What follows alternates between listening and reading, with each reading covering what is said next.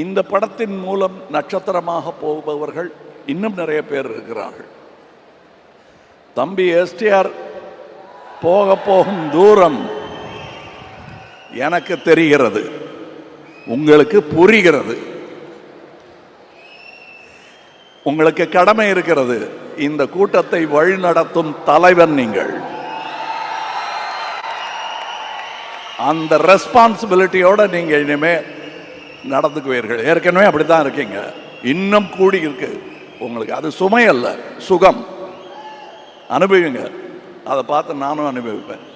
த்ரிஷா அவர்கள் அழகு அப்படின்னு அடிக்கடி சொல்றாங்க. அதெல்லாம் யாருக்கு வேணா தெரியும். ஆனால் கிட்ட நெருங்கி போனாதான் உள்ள எவ்வளோ அழகா இருக்காங்க அவங்க. அதுவும் அந்த ஹேர் ஸ்டைலுக்குள்ளெல்லாம் ஒரு அழகு இருக்கு தலைக்குள்ள. அவங்களுக்கு தலைகணம் என்பது பொன்னியின் செல்வன் ஹேர் ஸ்டைலில் இருந்து வந்திருந்தா உண்டே தவிர அவங்களுக்கு தனியாக அது கிடையாது.